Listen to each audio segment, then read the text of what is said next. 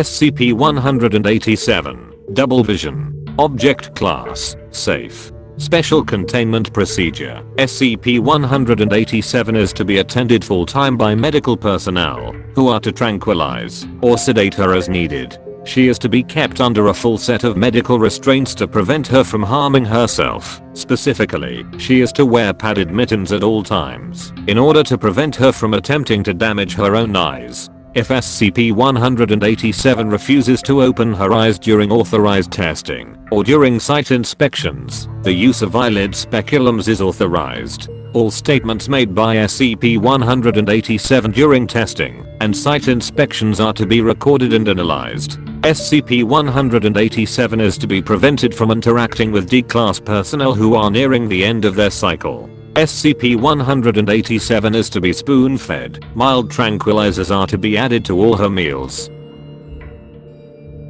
Description: SCP-187 is a Caucasian female, early to mid-20s, 180 centimeters tall, weighing 40 kilograms, approximate 88 pounds. She is suffering from severe malnutrition and must be fed intravenously, as she refuses to eat any food given to her. She is recovering from the effects of severe malnutrition. SCP-187 exhibits a unique form of precognition whereby she sees everything in two states simultaneously, as they are, and as they will be. She does not see minor changes, only changes to what would be considered the norm. For example, in testing, when presented with 5 D-Class personnel and asked which of them would change their clothes, she couldn't answer, as such a change isn't drastic enough. However, when presented with 5 D-Class personnel and asked which would be shot, she was able to predict which one, every time, as she could see the injury inflicted just by looking at him. SCP-187 cannot foresee future events or changes to items at which she is not currently looking. Rather, she can see the future state of whatever she is looking at. This has led to some unexpected consequences. For example, as part of the usual tests performed on new human/humanoid SCP acquisitions, SCP-187 was given a standardized IQ test. When the results were collated, she was revealed to have an IQ in excess of 300, the limits of the tests. This, of course, would have made her the most intelligent human being on the planet. However, her intellect did not seem that high, based on her initial interviews. The test was repeated 4 times, and each time, she got the maximum possible score, answering every question correctly. When she was interviewed regarding this, she revealed that she did not actually know the answers to any of the questions. Rather, she had seen the tests with the answers already filled in.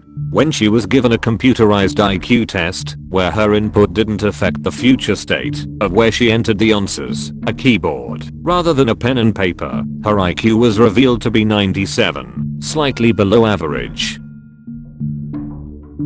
This happens with every written test presented to SCP-187. She can see the answers in advance, based on what she herself is going to fill in, even if the tests are in a foreign language she does not understand. This presents a possible ontological paradox, an injection into the present of information from the future, where this information, the correct answers, comes from is unknown, and possibly unknowable. SCP-187 is suffering from ongoing psychological damage as a result of her anomaly. When, for instance, she is in the company of people who are soon to die, she simultaneously sees both their living, healthy selves, and their dead, sometimes decomposing corpses, depending on how far into the future they will die. As a result, pharmacological assistance is required to keep her lucid.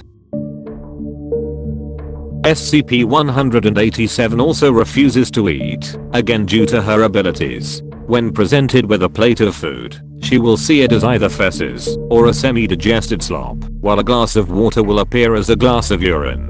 This is what is causing her severe malnutrition, and for this reason, she must be fed and hydrated intravenously. Due to the effect that prolonged malnutrition is having on SCP-187's health, and the impact that 187's death would have on the Foundation's medium-term emergency planning, SCP-187 is to be blindfolded during meals. Meal times are to last no longer than 15 minutes and must take place in a location for which SCP-187 has not predicted any significant changes. Remarks and comments made by SCP-187 which turned out to be prophecies. The divorce of Dr. Data expunged. SCP-187, your ring. Dr. Data expunged, my ring. SCP-187, yes, your wedding ring. Dr. Data expunged, what about it? SCP-187, you're not wearing it. Dr. Data expunged, I am, look, it's right there. SCP-187, you won't be. Dr. Data expunged's husband filed for divorce the next day. When she returned for duty, she was no longer wearing her wedding ring. She had been married for 19 years, more than half her life, so wearing the ring was considered normal, and not wearing the ring was enough of an abnormality for SCP-187 to see it. The deaths of the following D-Class personnel. D-16, 124. SCP-187, why is he so swollen? D-16, 124 was later exposed to the vacuum of space after being sent through SCP-120 in order to dial it to the next destination.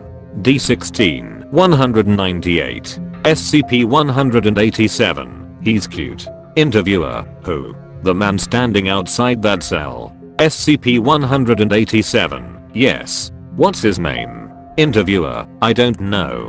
Hey, you there. D-16, 198 turned to face them, at which point SCP-187 gasped and burst into tears, screaming, he's going to die. Interviewer, he will? How do you know? SCP-187, he's got a massive hole in the left-hand side of his head. D-16, 198 was later terminated by gunfire while attempting to escape the site. He may have attempted escape due to SCP-187 screaming, implying that she can set so-called self-fulfilling prophecies in motion. D-16, 206. SCP-187, his legs. Where are his fucking legs? D-16, 206 was killed when SCP Data expunged escaped from its cell and bit him in half while attempting to flee the site. The attempted escape of SCP Data expunged. While being escorted through site Data expunged, SCP-187 stopped outside SCP Data expunged cell, staring intently. Dr. Clean, what are you looking at? SCP-187, how did it break through such a heavy door? Dr. Clean, excuse me? SCP-187, that door is nearly a foot thick. How did it manage to destroy it? 17 hours later, SCP Data expunged somehow managed to work free of its restraints, and did indeed tear through the door to its cell. However, Dr. Clean had alerted security due to SCP-187's statements, so an armed response team was ready and managed to subdue SCP Data expunged with gunfire. The cost of keeping a full-time medical team on hand to ensure SCP-187's well-being is obviously high. However, the fact that her anomaly allowed the prevention of an escape attempt by SCP Data expunged, a Keta-class subject, shows that she may be useful for more than just pure research. A proposal has been submitted to introduce her to seemingly indestructible SCPs, in the hopes that she will see them as either dead or destroyed, and be able to describe the manner of death/destruction. This proposal is pending. The potential temporal logistics need careful consideration. She would in effect be seeing methods of destruction/termination, which would only be possible because she saw them. This has caused concern among several higher members of staff. Details of further experimentation may be found in Experiment Log 187. 1. Experiment Log of Dr. Gears. Testing exposure of SCP-187 to other SCP items. Date, Data expunged to Data expunged. Experiment 01. Exposure to SCP-173. SCP-187 produced a sustained scream for 1 minute, 38 seconds before losing consciousness and falling to the ground. SCP-187 had to be physically removed and maintained a state of catatonia for 48 hours. SCP-187 regained consciousness, but was unable to remember what she had seen, and remained in mild shock for several days. Experiment 02. Exposure to SCP-139 ARC. SCP-187 stated that she saw several bone fragments scattered around, along with data expunged, as yet not identified. SCP-187 became extremely upset, screaming "It can see me, it's out, it can fucking see me," several times, and had to be physically restrained and removed. Experiment 03. Exposure to SCP-162. SCP-187 felt no pull from SCP-162 and asked why she was viewing a pile of melted slag. SCP-187 removed from containment without incident. Experiment 04. Exposure to SCP-529. SCP-187 appeared very nervous, asking "Is this a joke?" several times. SCP-187 reported that she saw a cat and that it looked somewhat lonely. SCP-187 proceeded to pet SCP-529, moving her hand over where the hindquarters would be, as if stroking the tail. Increased observation of SCP-529 requested. Experiment 05. Exposure to SCP-003. SCP-187 appeared nervous, then said hello to SCP-003. SCP-187 appeared to then engage in conversation with SCP-003. However, no member of staff was able to hear any speech or other auditory emanations from SCP-003. When questioned, SCP-187 responded that SCP-003 was a very nice lady, she seems really smart. Increased security and review of SCP-003 has been requested. Experiment 06. Exposure to SCP-882. SCP-187 entered the containment area and viewed SCP-882. SCP-187 moved back several steps and appeared to be in mild shock. SCP-187 was questioned and responded, "Jesus, it's huge, this is amazing."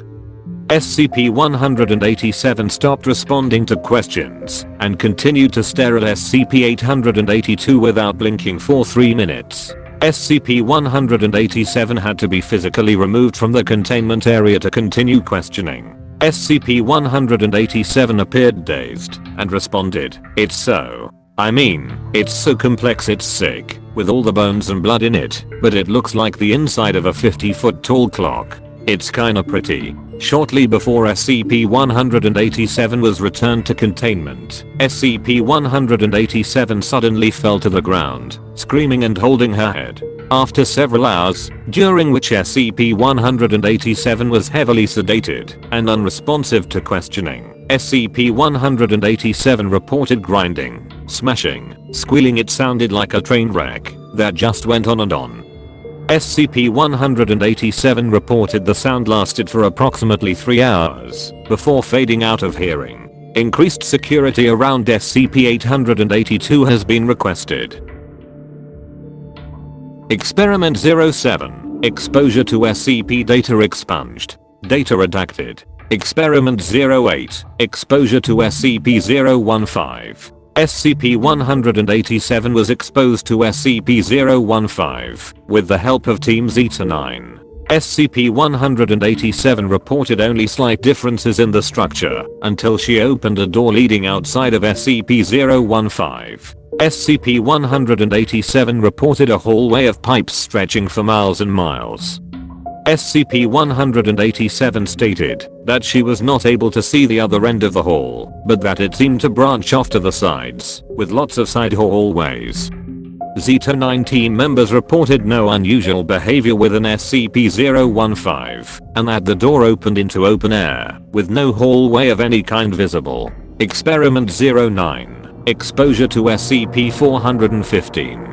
SCP-187 begins observation of SCP-415 and immediately appears to be agitated. SCP-187 appears to be feeling physically ill and asks repeatedly to be removed from observation.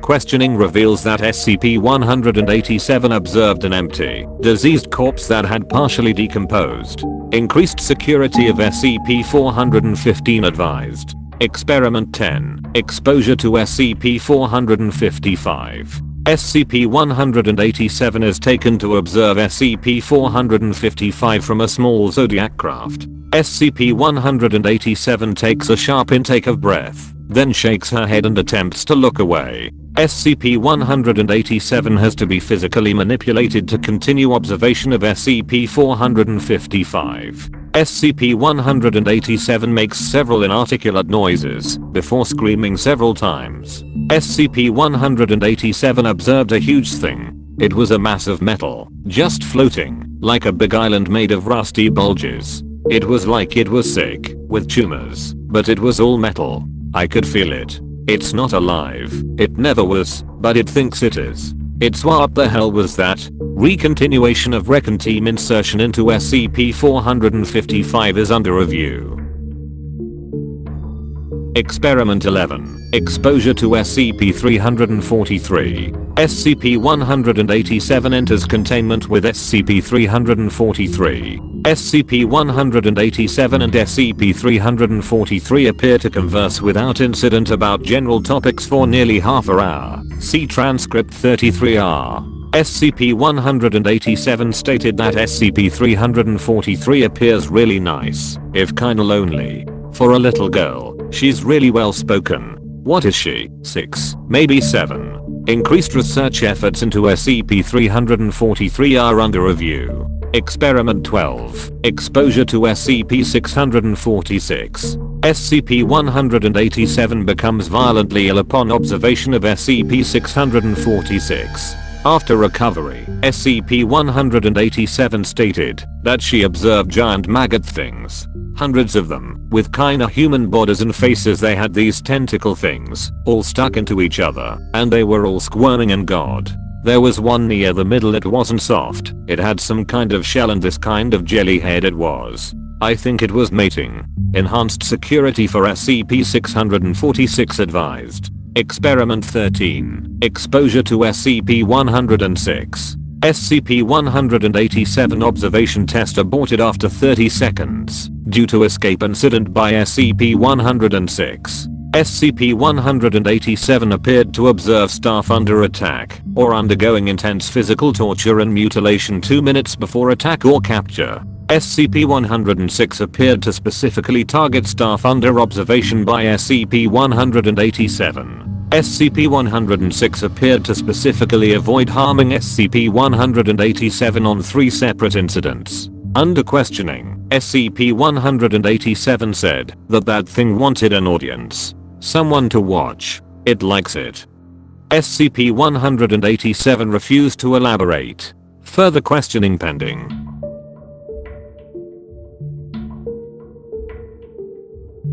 End of file.